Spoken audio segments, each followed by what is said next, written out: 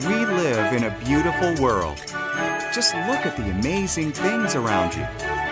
Let's go back to the beginning and see what the Bible tells us about how it all began.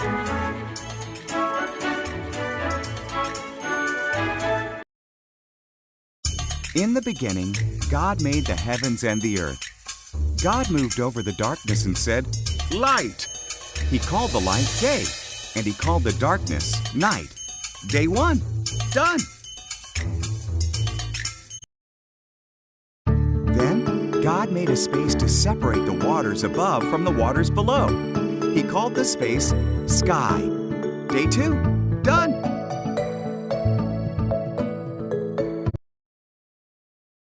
God gathered the waters together and dry ground appeared. He called the ground land and the waters seas. Then he made plants like grass, grain, and trees. Day three, done. Then God made lights in the sky. He made the sun for the day, the moon for the night, and all the stars. Day four, done.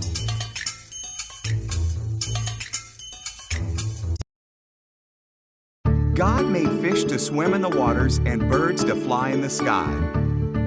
Have babies, he told them. Fill the world with splashing and singing. Day five, done. Next, God made animals. He made farm animals, wild animals, and animals that crawl on the ground. Just one more thing to make, God said. The most special thing of all.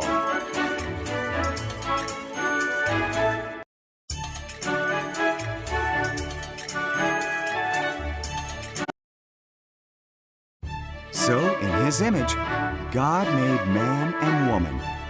Have babies, He said. Take charge of the world. Care for the fish, the birds, and the animals. Day 6, done.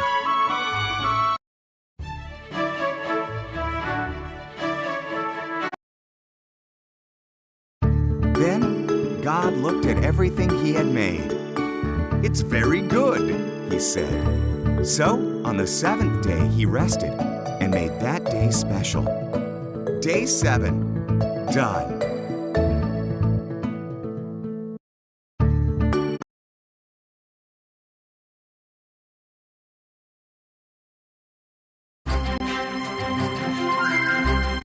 The first sin.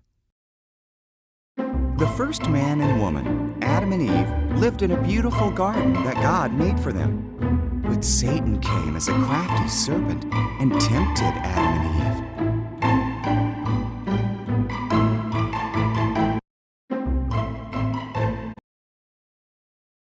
Did God say you must not eat the fruit from these trees? The serpent asked Eve. Just the tree in the middle, Eve replied. If we eat from it, we'll die.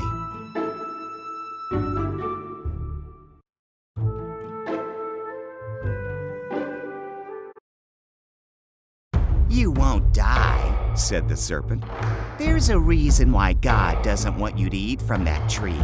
If you do, you'll be like Him. You'll know what He knows.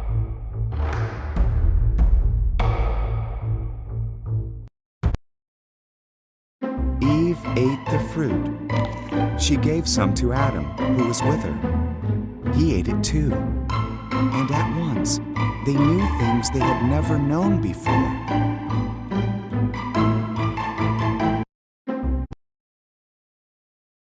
One thing they knew was that they were naked. They sewed leaves together to cover themselves. They'd never felt fear or shame before, so they knew something was wrong.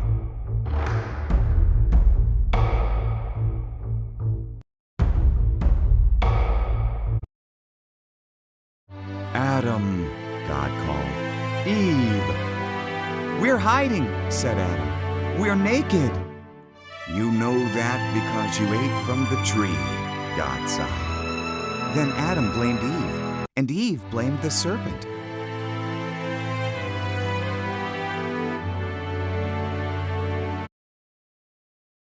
God said, "Serpent, you must crawl on your belly." A woman's son will defeat you. Eve, childbirth will be painful. Adam, growing food will be difficult.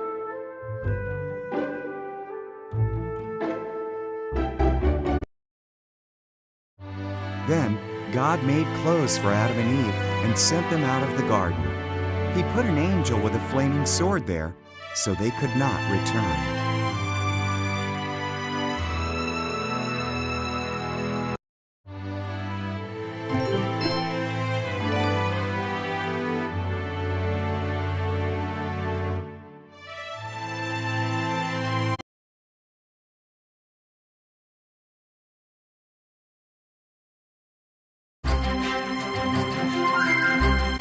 Two by two. The earth filled up with people, but they sinned so much that God was sorry He had made them. He decided to send a flood to wash away everyone on earth.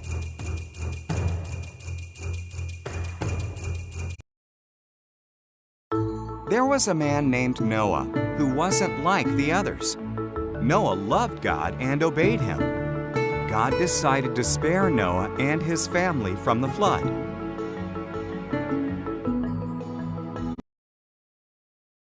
God warned Noah about the flood.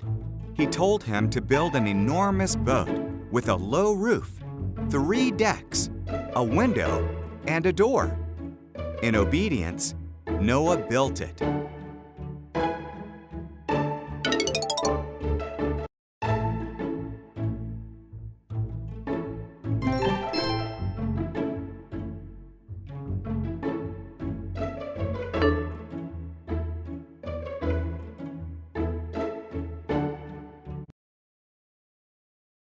God told Noah to collect 2 of every kind of animal, 1 male, 1 female. Then Noah, his family, and the animals went into the boat. God shut the door.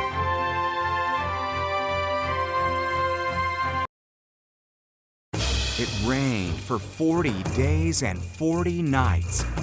Water fell from the sky and rose from the oceans and lakes. Even the tallest mountains disappeared beneath the flood.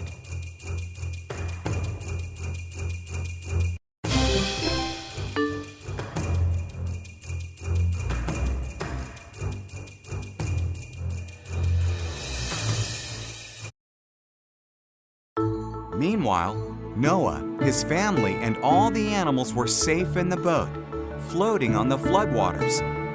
God had not forgotten about Noah, not even for a moment.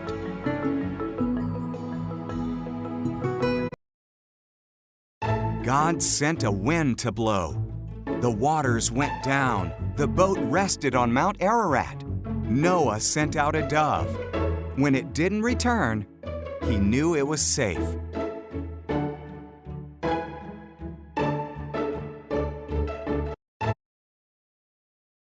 When the ground was dry, God told them to come out. He put a rainbow in the sky as a promise that He would never flood the whole earth again.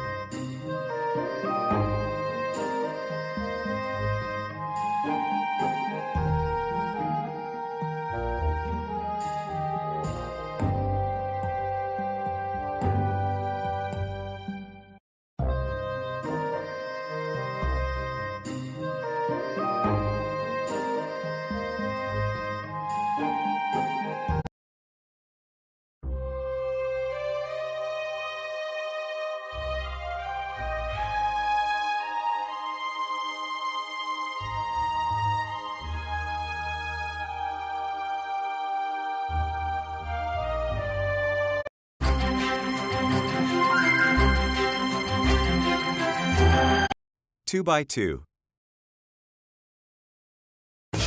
The earth filled up with people, But they sinned so much that God was sorry He had made them. He decided to send a flood to wash away everyone on earth.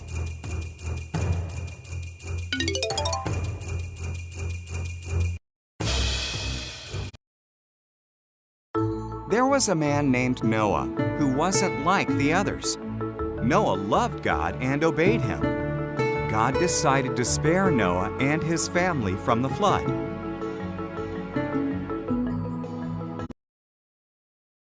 God warned Noah about the flood. He told him to build an enormous boat with a low roof, 3 decks, a window, and a door.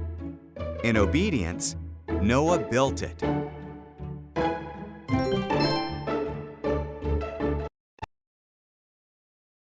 God told Noah to collect 2 of every kind of animal, 1 male, 1 female.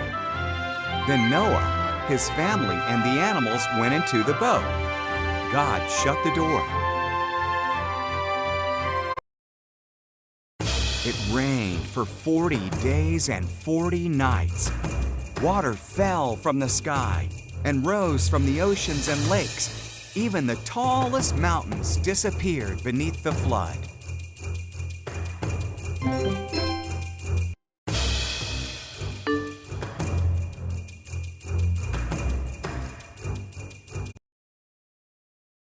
Meanwhile, Noah, his family, and all the animals were safe in the boat, floating on the floodwaters. God had not forgotten about Noah, not even for a moment. God sent a wind to blow. The waters went down. The boat rested on Mount Ararat. Noah sent out a dove. When it didn't return, he knew it was safe. When the ground was dry, God told them to come out. He put a rainbow in the sky as a promise that He would never flood the whole earth again.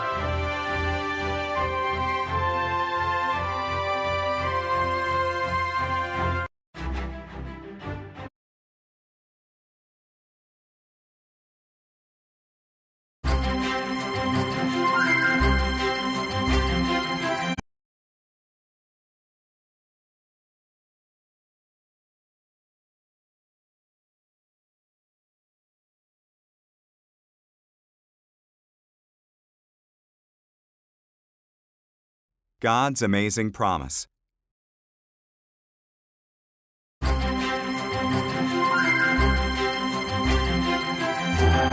God's amazing promise. Abraham lived in Haran. Abraham, God said, I want you to leave Haran and go to another land. God didn't tell Abraham where that was. Trust me, God said.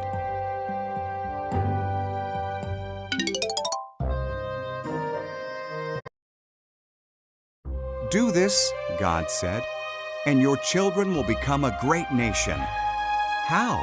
Abraham wondered. His wife Sarah was too old to have children. Trust me, God said.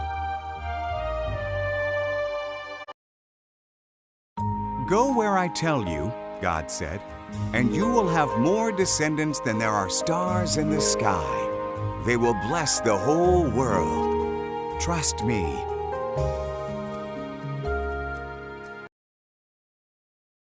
So Abraham trusted God. He took Sarah, his nephew Lot, and everything they owned. He went where God told him to go. He went to the land of Canaan. When he arrived, Abraham camped at Shechem. God appeared to him. I will give this land to you and your children, God said. Abraham built an altar to God there.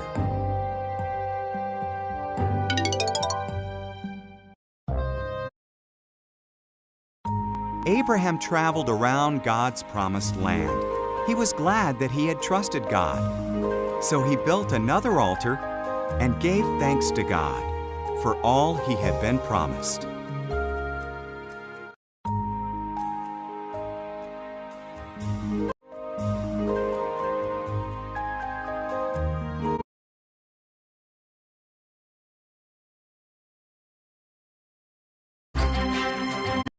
Abraham's big test. God promised Abraham a son, and from that son, many descendants, who would bless the whole world. But Abraham and his wife Sarah were too old to have children.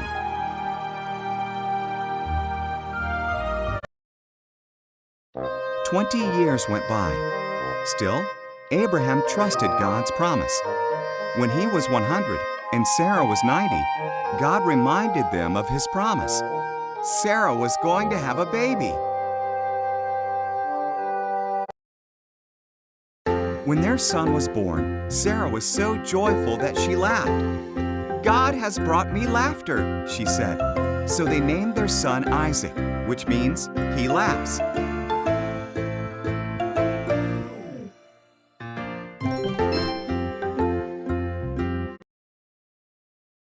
When Isaac was a boy, God tested Abraham by telling him to take Isaac to Mount Moriah and kill him as a sacrifice to God. Abraham was confused, but still he trusted God.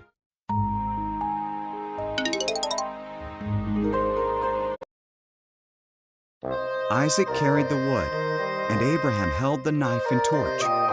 Together they climbed the mountain. "Where is the lamb for the sacrifice?" asked Isaac. "God will provide it," Abraham replied.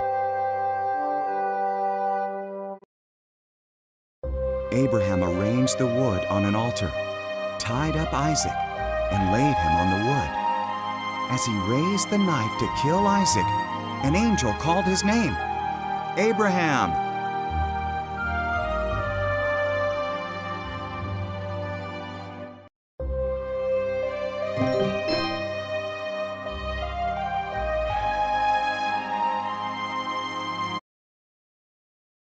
"Don't hurt the boy," the angel cried.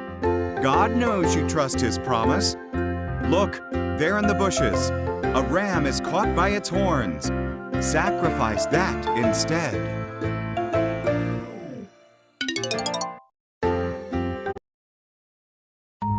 So Abraham sacrificed the ram instead of his son.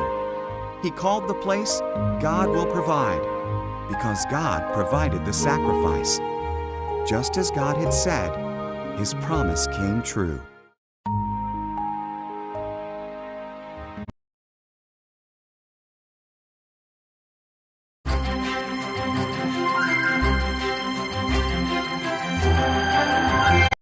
Abraham's big test.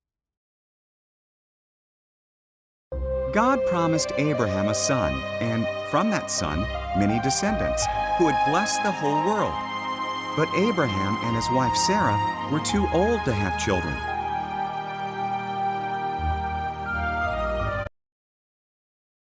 "20 years went by.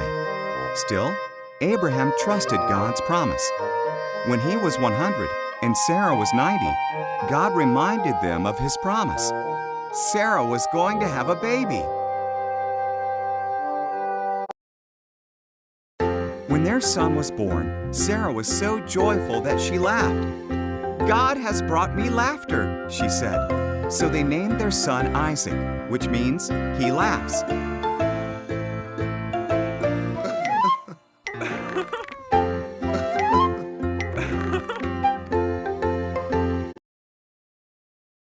When Isaac was a boy, God tested Abraham by telling him to take Isaac to Mount Moriah and kill him as a sacrifice to God. Abraham was confused, but still he trusted God.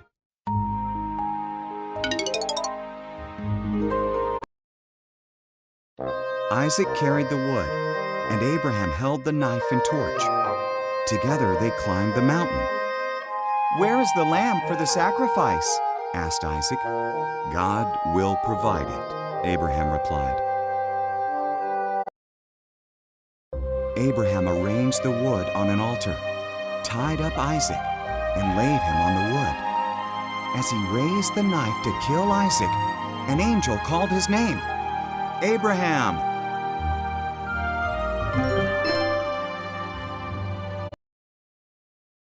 "Don't hurt the boy," the angel cried. "God knows you trust his promise. Look, There in the bushes, a ram is caught by its horns. Sacrifice that instead. So Abraham sacrificed the ram instead of his son. He called the place God Will Provide, because God provided the sacrifice. Just as God had said, His promise came true.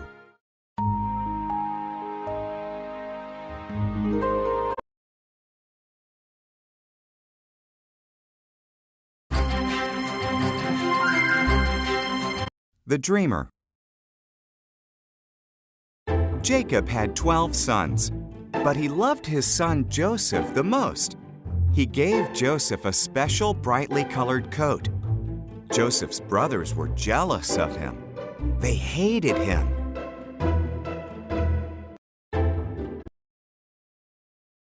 Joseph also had special dreams. In my dream, we were tying up bundles of wheat, he said, and your bundles bowed down to mine. Joseph's brothers hated him even more.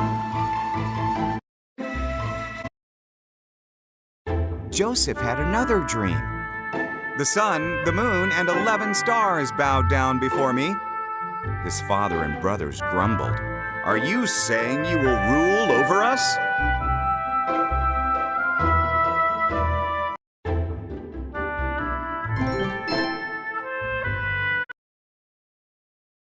One day, Joseph's brothers were in the fields watching their sheep. They saw him coming to see them. They planned to kill him and put an end to all his dreams. It would be wrong to kill our brother, said Reuben. Let's throw him in this empty well. So they tore off Joseph's special coat and threw him into the well.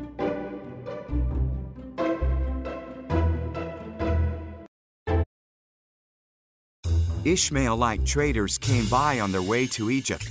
Let's sell Joseph as a slave to the Ishmaelites, suggested Judah. So the brothers sold Joseph for 20 pieces of silver.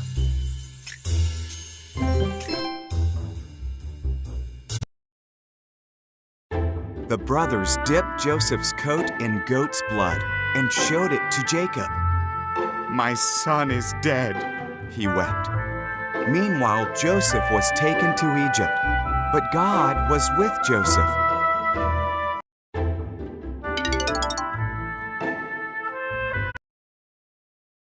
In Egypt, the Ishmaelites sold Joseph to Potiphar, one of Pharaoh's captains. God blessed Joseph and made him successful. Potiphar put Joseph in charge of his whole household.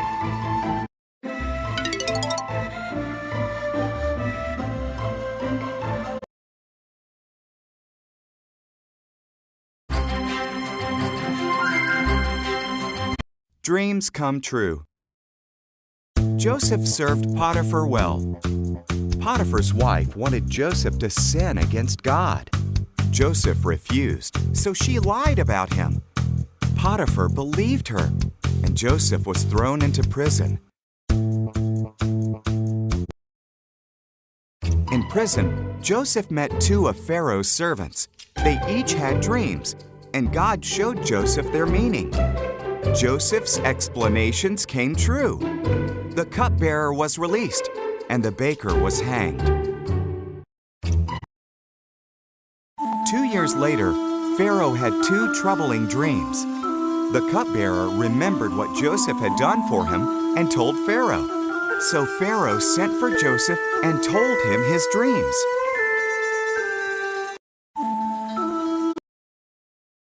God showed Joseph the meaning of Pharaoh's dreams. For 7 years, a lot of food will grow, said Joseph. So store up food because 7 years of famine will follow.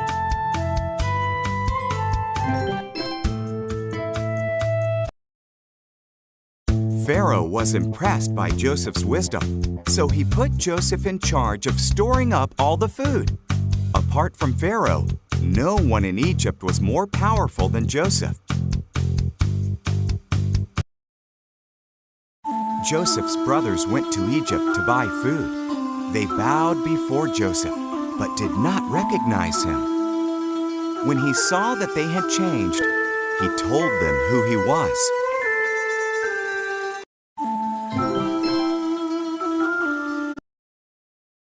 The brothers were terrified.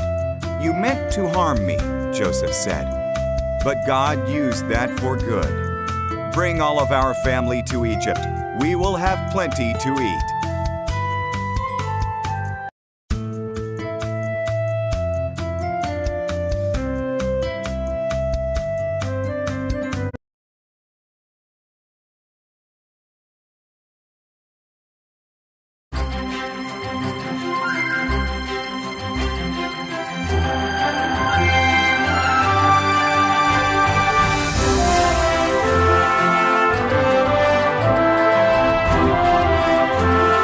Dreams come true.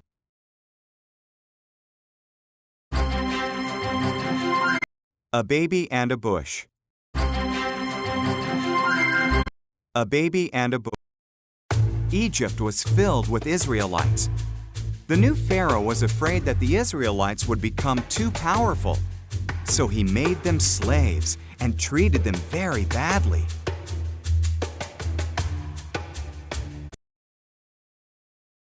Pharaoh ordered that all baby Israelite boys had to be killed.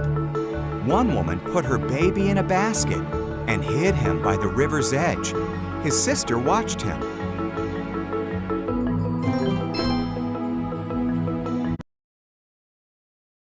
Pharaoh's daughter was bathing by the river.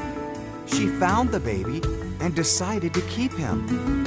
His sister offered their mother's help to care for him. Pharaoh's daughter named him Moses.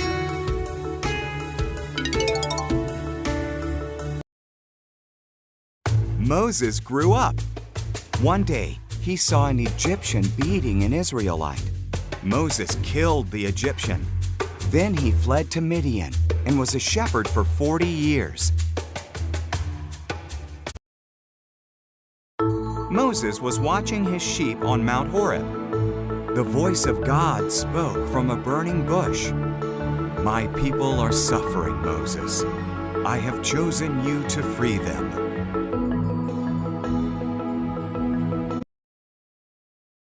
"I can't," Moses cried. "I'll help you," God promised. "Throw down your staff." Moses did. It turned into a snake. When he picked it up, it was a staff again.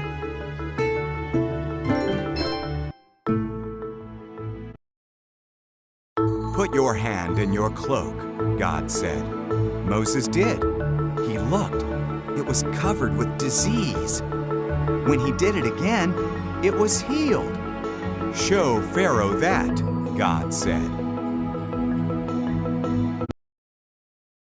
"I'm not a good speaker," said Moses.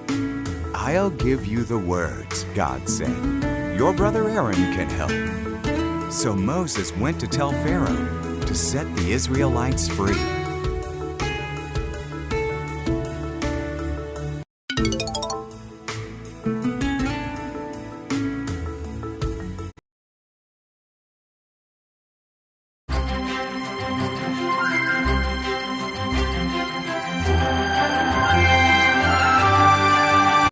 Let my people go. Moses and Aaron told Pharaoh, "The God of the Israelites says you must let his people go free. Otherwise, bad things will happen to you." But Pharaoh would not listen.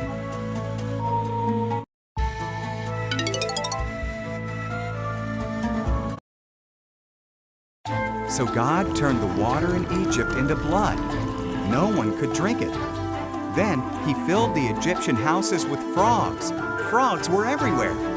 Still, Pharaoh would not listen. So God filled the skies of Egypt with gnats. They covered the people like dust. Then he struck the land of Egypt with flies. Still, Pharaoh would not listen.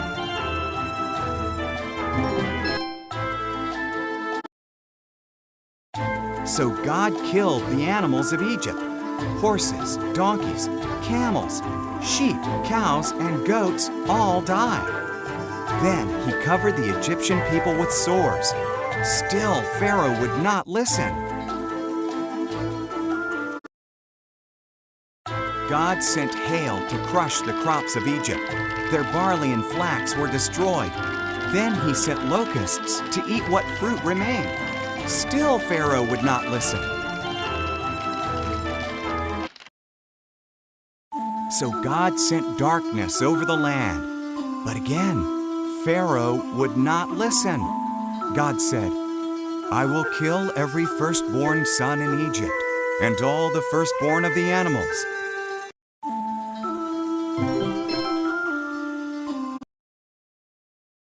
My people must kill a lamb, eat it, and put its blood on their doorposts. I will see the blood and pass over their houses. Those children will not die.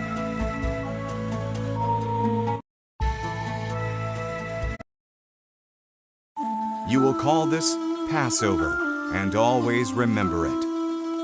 The Israelites obeyed God, but the Egyptian firstborn sons died, even Pharaoh's son.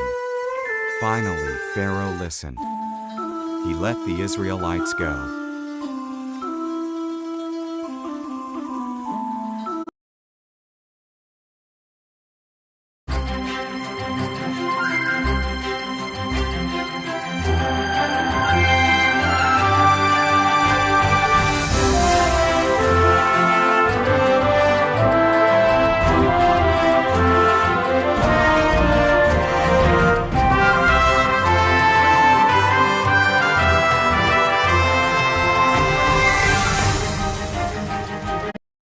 God makes a way.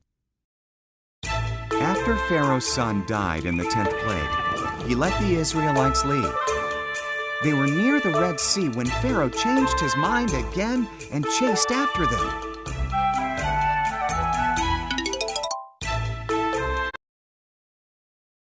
When the Israelites saw Pharaoh's chariots, they were terrified. But God told Moses to raise his staff toward the Red Sea. God sent a strong wind and parted the sea. A dry path appeared, and the Israelites walked straight through the Red Sea. There was a wall of water on each side of them. They arrived safely on the other side.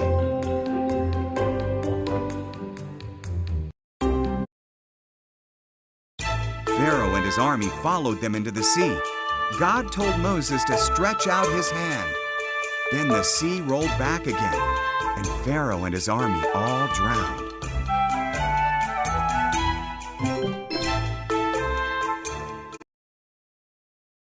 God led his people through a wilderness. He fed them and gave them water. They camped at Mount Sinai, where God told Moses to meet him on the mountaintop.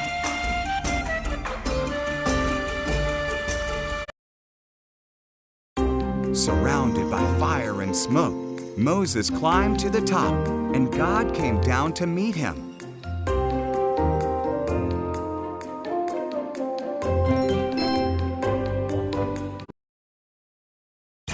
Then God gave Moses the 10 Commandments on 2 stone tablets. Don't worship other gods. Don't make idols. Treat my name with respect.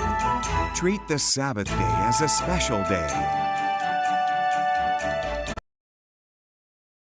Respect your parents. Don't murder. Be loyal to your husband or your wife. Don't steal. Don't lie. Don't envy people or what they own. Now, the people knew how to obey God.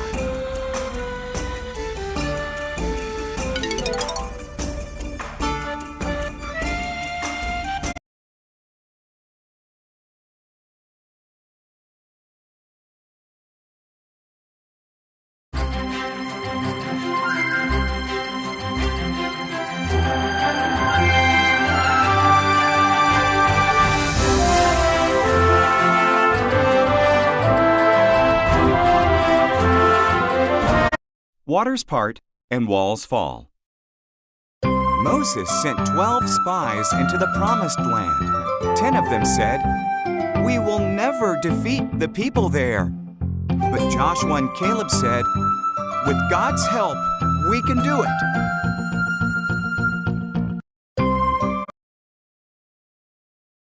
Frightened, the people believed the 10 spies. God said, "Only your children, with Joshua and Caleb, will enter the promised land." So after 40 years in the desert, it was time.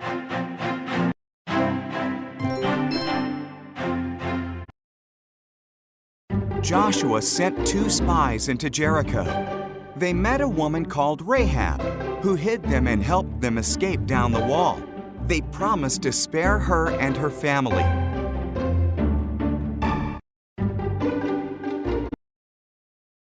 The Israelites crossed the Jordan River. The priests went first, carrying the Ark of the Covenant.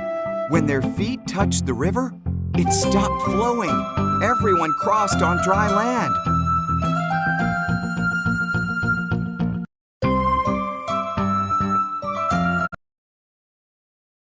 Jericho was next.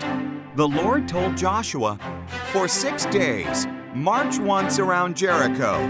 Then, on day 7, march around 7 times. Blow trumpets. Shout. The walls will fall down."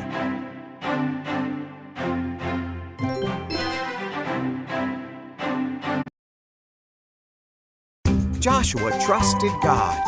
He did what the Lord said, and the walls fell down. They took the city. Rahab was spared. God's people began to take the promised land.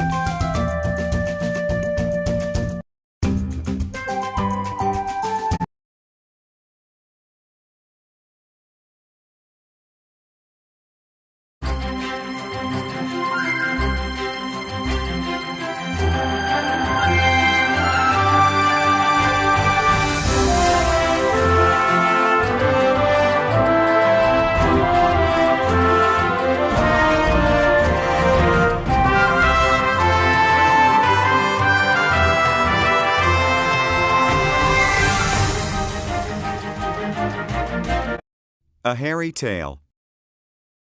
Again, God's people disobeyed him. So God let the Philistines rule over them for 40 years. Then he chose a man named Samson to set them free.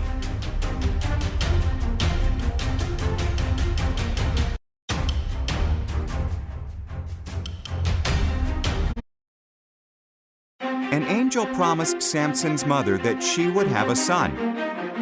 Samson would have to make 3 promises to God: never drink wine, never touch dead things, never cut his hair.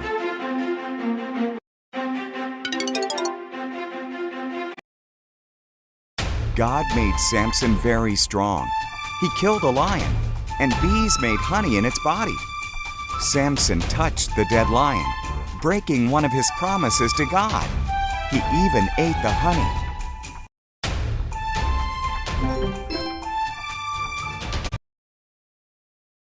Samson fell in love with a woman named Delilah. The Philistines promised her lots of money to discover why Samson was so strong. She asked him again and again.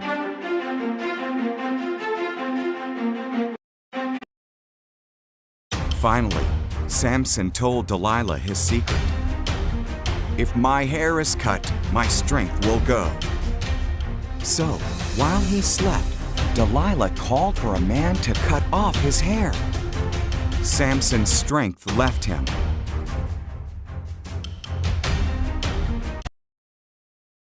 When the Philistines arrived, they captured him easily.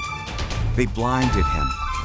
Then they put him in prison and set him to work, dragging a heavy grinding stone.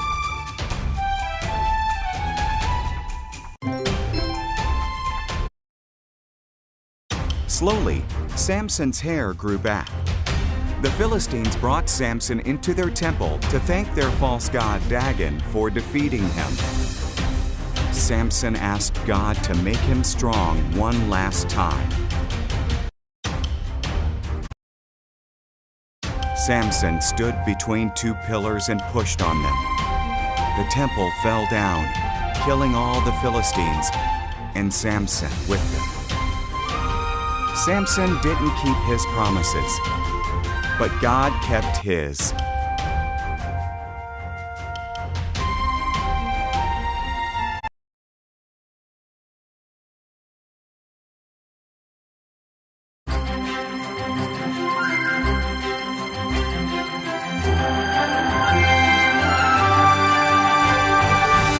Wherever you go.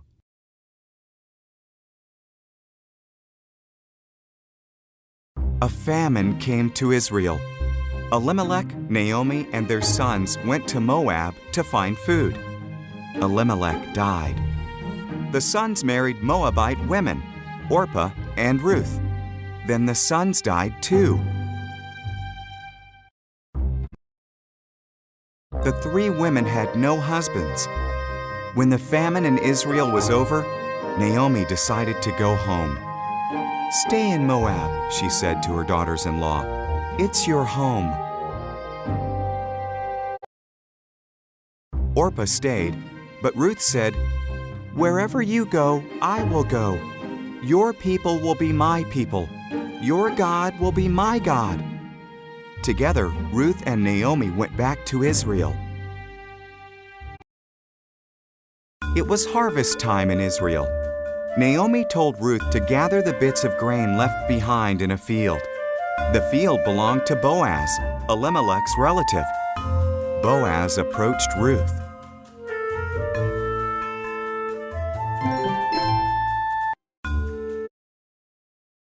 "You were very kind to Naomi," Boaz said. "Leaving home must have been hard. May God bless you." He gave Ruth food and told his workers to watch over her.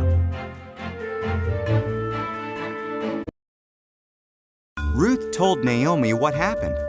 Naomi smiled. "When someone dies, his closest relative cares for his family. That person is their kinsman redeemer. Boaz is our kinsman redeemer. Stay close to him." So Ruth stayed close to Boaz. He liked her more each day. Boaz bought Elimelech's land and took care of Naomi and Ruth. Then he asked Ruth to marry him.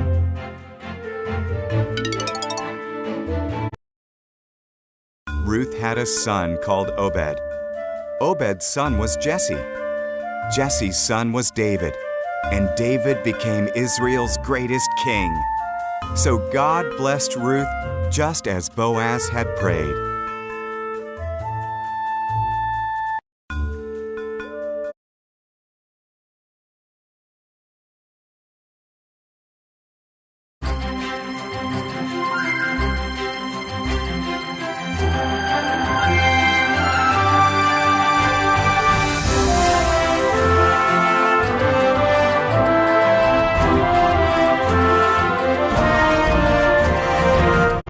A voice in the night. Hannah was sad because she had no children. She prayed, and God gave her a son, Samuel. She was very grateful, so she gave Samuel to God to serve him. Hannah left her little boy at the tabernacle with Eli, the priest. Samuel helped old blind Eli. He even slept in the tabernacle while Eli slept in a room nearby. One night, Samuel heard someone call his name. He got up and ran to Eli. "Here I am," he said. "I didn't call you," Eli grunted. "Go back to bed."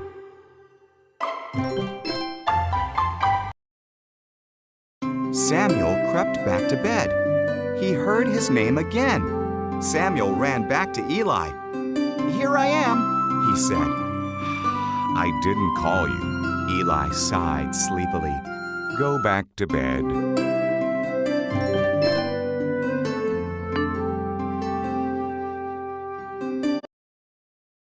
After Samuel heard the voice a third time, Eli said it was the Lord. "If he calls again," said Eli, "say, 'Speak, Lord, your servant is listening.'" So Samuel did.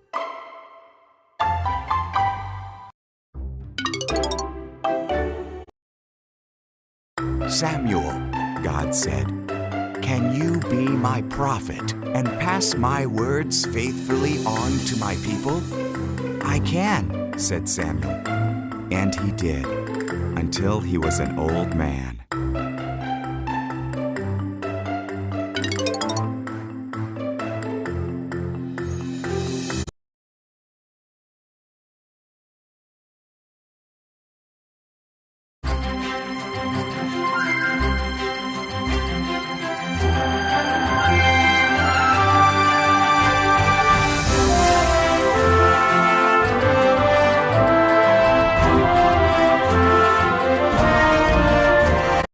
Stone. Israel's first king was named Saul. King Saul did not obey God. So God said to Samuel the prophet, "Find a man named Jesse. One of his sons will be the new king." Samuel found Jesse in Bethlehem. He looked at 7 of Jesse's sons. They looked handsome and strong. "Not them," God said. "I don't care about looks. I care about what's in a person's heart."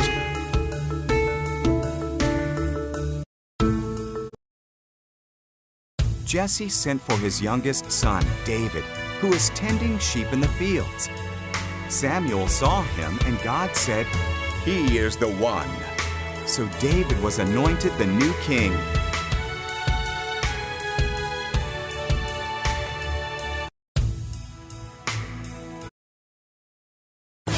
Sometime later, Israel fought the Philistines. A giant Philistine soldier called Goliath challenged the Israelites to send a champion to fight him. But the Israelites were all too afraid.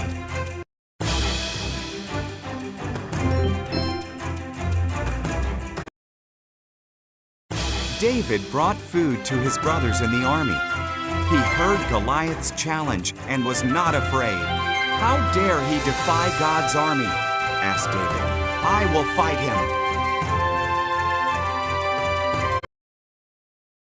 Surprised, King Saul offered David his armor. "No," said David. "God help me kill wild beasts. He will help me against Goliath too." David took 5 stones and a sling.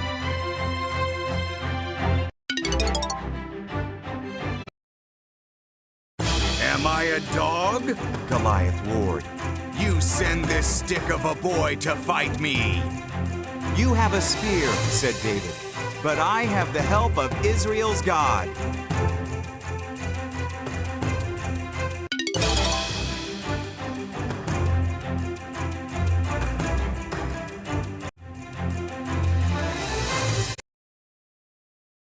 David put a stone into the sling and threw it. It struck Goliath's forehead and knocked him down. The Israelites defeated the Philistines. With God's help, David was a hero.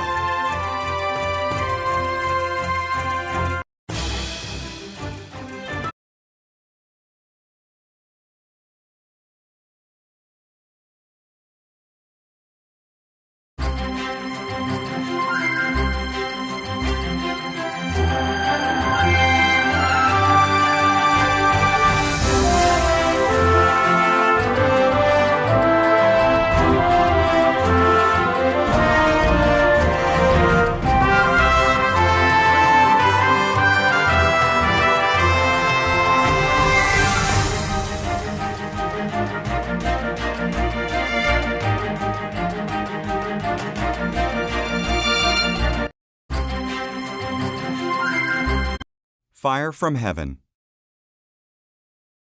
David became a great king. Then his son Solomon reigned. After Solomon died, God's people had many bad kings.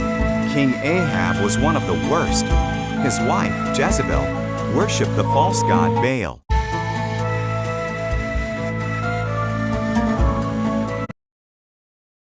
Jezebel persuaded Ahab and God's people to worship Baal too. Because of their sins, God stopped the rain for several years. Then he sent his prophet Elijah to King Ahab.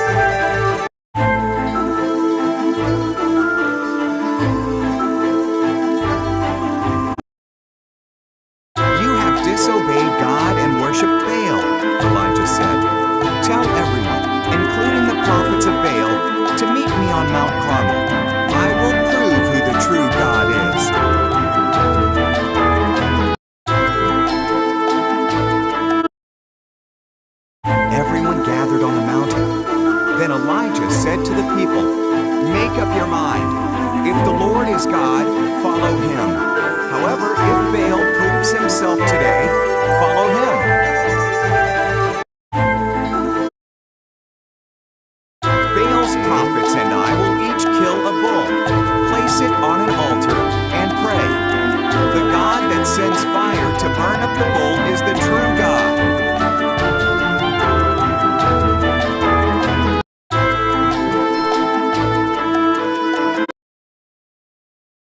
Baal's prophets went first. They prayed to Baal all morning. No fire came. Maybe Baal is sleeping, Elijah laughed. Shout louder. So Baal's prophets shouted all afternoon. Still, nothing happened.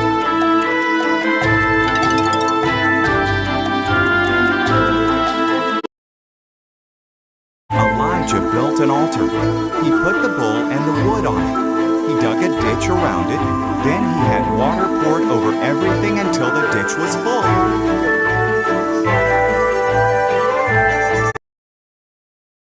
Elijah prayed. Immediately fire fell from heaven. It burned up the bull, the wood, the stones, and the water. The people bowed down and cried, "The Lord is God."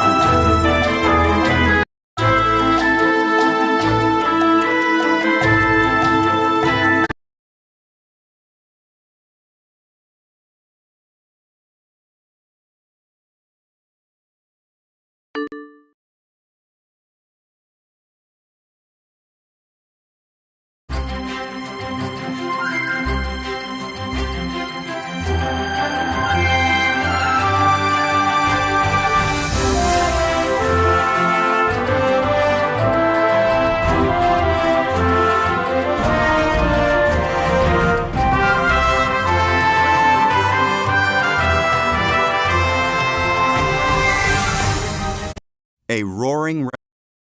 God's people disobeyed him, so he let their enemies take them into captivity. They destroyed Jerusalem and carried away many of the Jews to their own country, Babylon.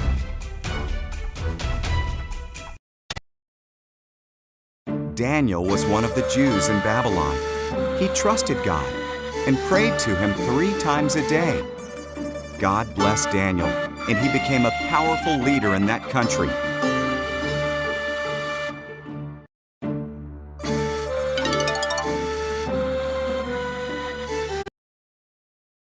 Some leaders were jealous of Daniel, so they made a new law. People could only pray to King Darius. Whoever disobeyed would be thrown into a lion's den. Darius agreed.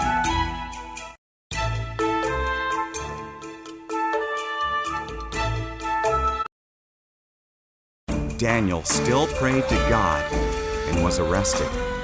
Darius was sad. He liked Daniel. He realized he'd been tricked, but couldn't change the law. Daniel was thrown to the lions.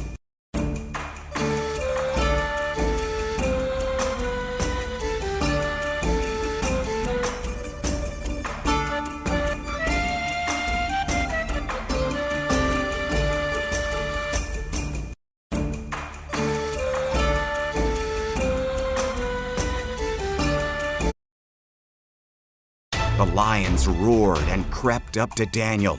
Then an angel arrived. It was God who sent him. The angel shut the lions' mouths. Daniel spent the night there unharmed.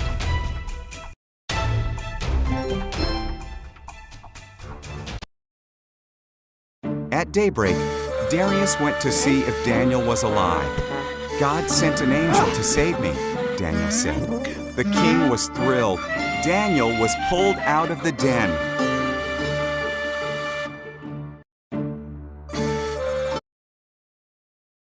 Then King Darius had Daniel's enemies thrown into the den. The lions gobbled them up. King Darius told everyone in his kingdom to honor Daniel's powerful living God.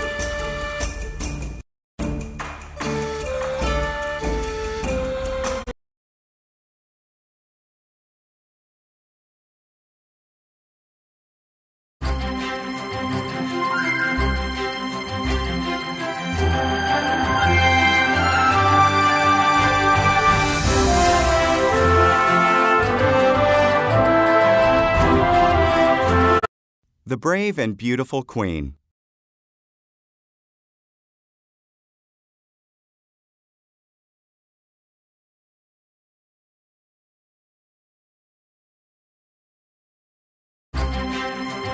The Brave and Beautiful Esther was the queen of Persia. Even her husband, King Xerxes, didn't know her secret. Esther was Jewish. Esther's cousin Mordecai worked at the palace and looked out for her.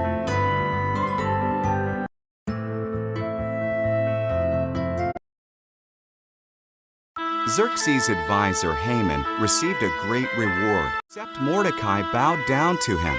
Haman was insulted. He vowed to kill Mordecai and all the Jews.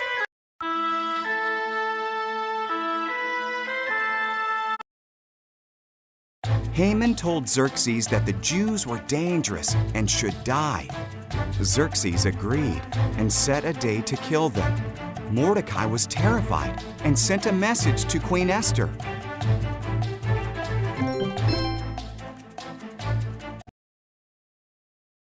"Change the king's mind," said Mordecai. If I go to him without his invitation, he can have me killed, Esther replied. "Perhaps you were made queen just for this moment," said Mordecai.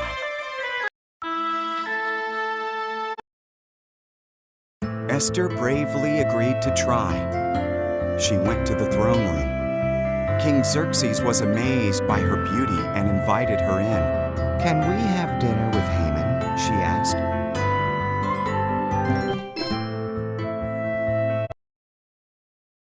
Haman was building a big gallows in his backyard. He planned to hang Mordecai on it. Then the king's invitation arrived, so Haman went to the palace for dinner.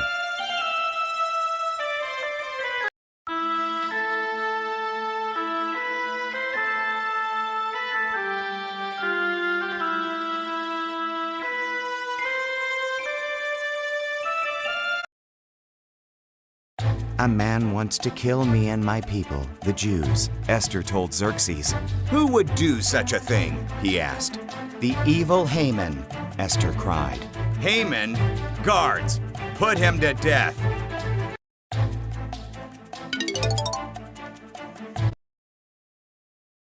So Haman was hanged on the gallows he'd built for Mordecai. Because of Esther, the Jews were saved. They celebrated with a great feast, which they observe to this day.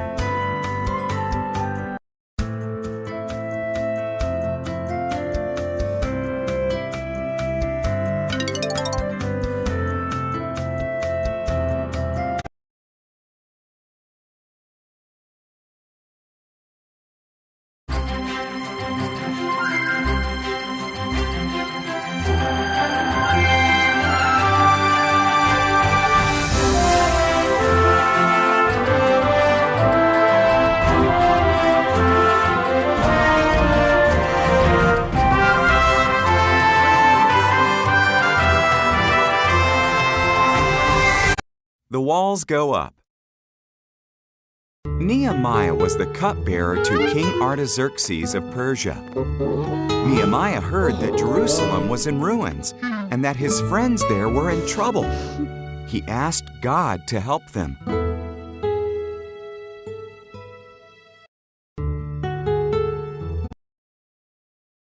God gave Nehemiah the courage to speak to King Artaxerxes.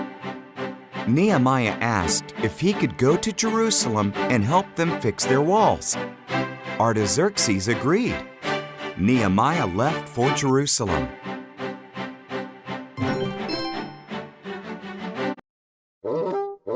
Nehemiah walked around Jerusalem.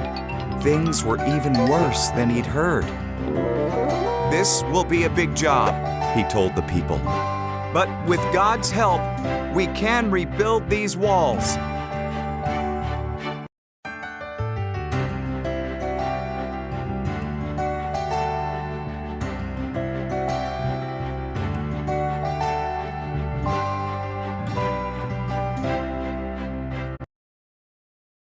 Everyone worked in families and groups, fixing the gates first. They fixed the sheep gate, the fish gate, the dung gate, and the other gates. Then they started rebuilding the walls.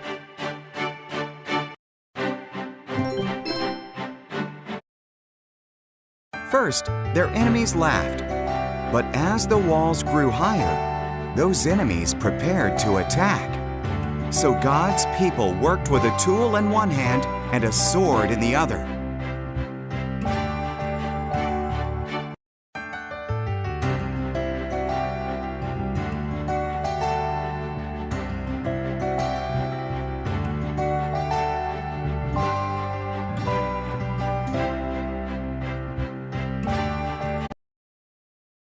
After just 52 days, the wall was finished. Ezra the priest read God's law to the people.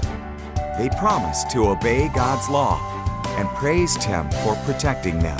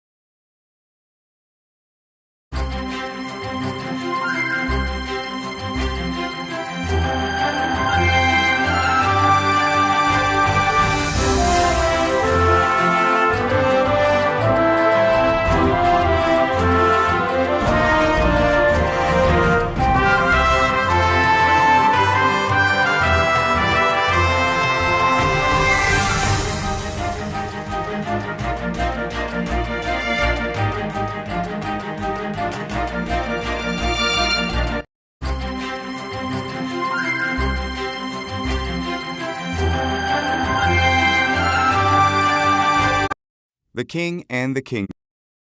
Jesus traveled, teaching about the kingdom of heaven, and crowds followed him.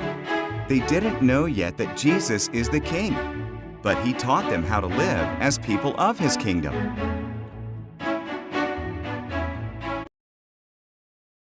People do good, said Jesus, because of the good in their hearts. People do evil when evil is in their hearts. God wants to make your heart like His heart.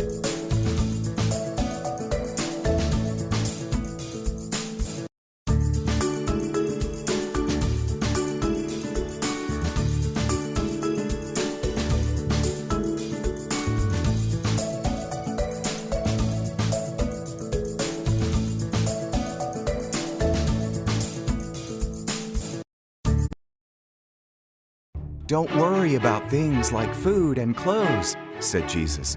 Put God first in your life. Obey Him. Trust Him.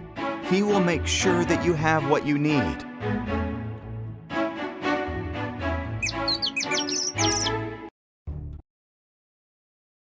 Jesus taught this prayer. Father God, your name is holy. Reign on earth like you reign in heaven. Meet our needs today. Help us obey you. All power is yours forever. Then Jesus told a story. One man built his house on a rock. A big storm came. Because the house was built on a rock, it did not fall down.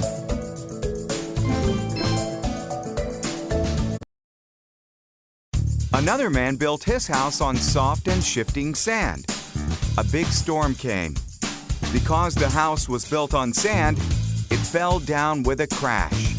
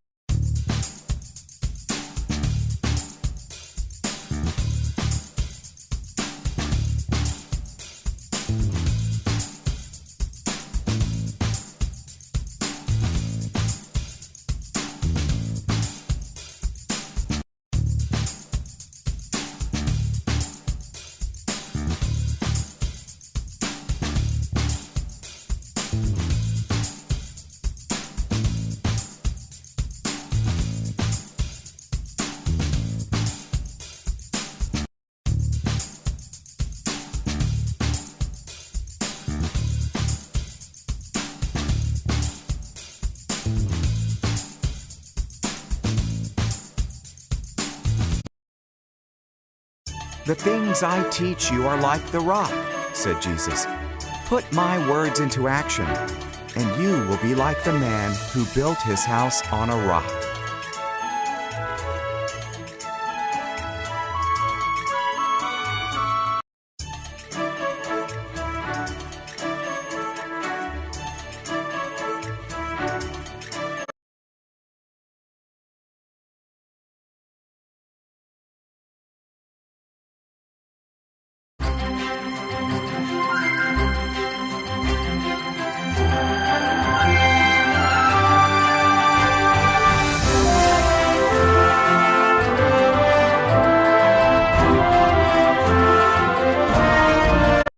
Through the roof. Full! The house was full! Jesus was in the house, teaching and healing, and everyone wanted to see him.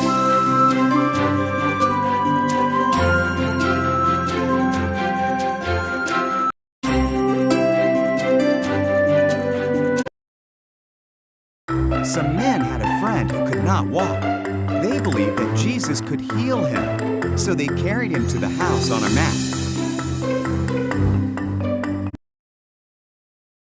Because the house was so full, they couldn't get in.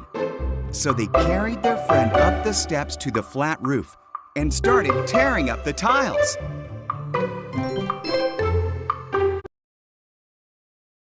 They opened a hole in the roof. Everyone in the house looked up, amazed. Then they lowered their friend into the middle of the crowd.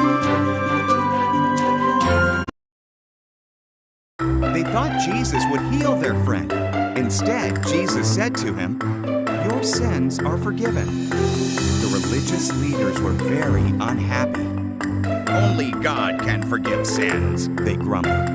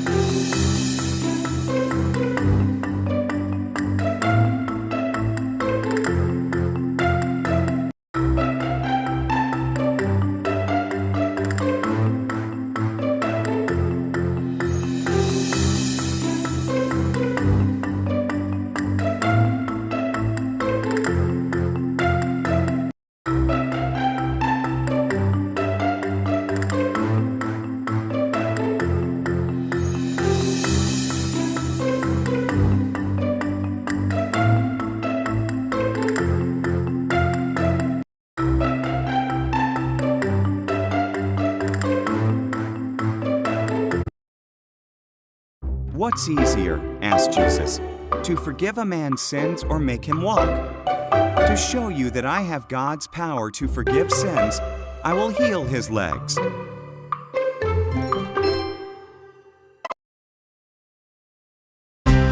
up your mat and walk home," said Jesus to the man. And he did. His friends cheered, and so did everyone else. Now the house was filled with praise.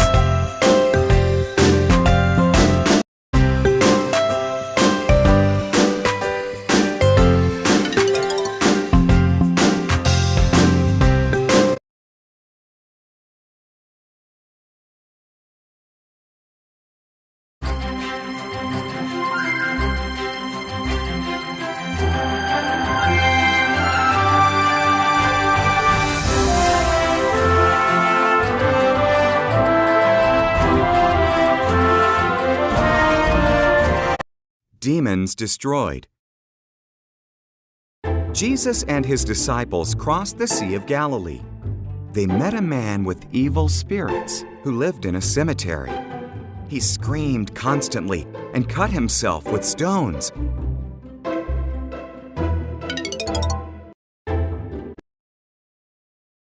Jesus told the spirits to leave. "Don't hurt us, Jesus," The spirits cried. "My name is Lots," Said the man. "There are lots of evil spirits in me."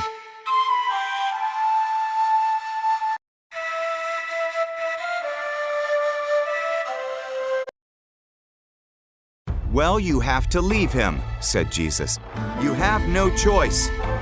The evil spirits were scared. There was a large herd of pigs nearby. Then send us into the pigs.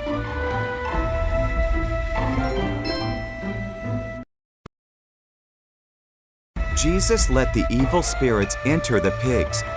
The whole herd rushed down a steep bank into the lake and drowned.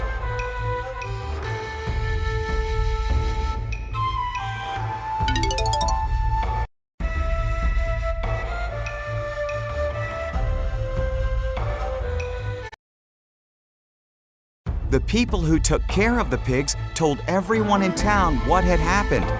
The townspeople came to the cemetery. They saw that Jesus had made the man well.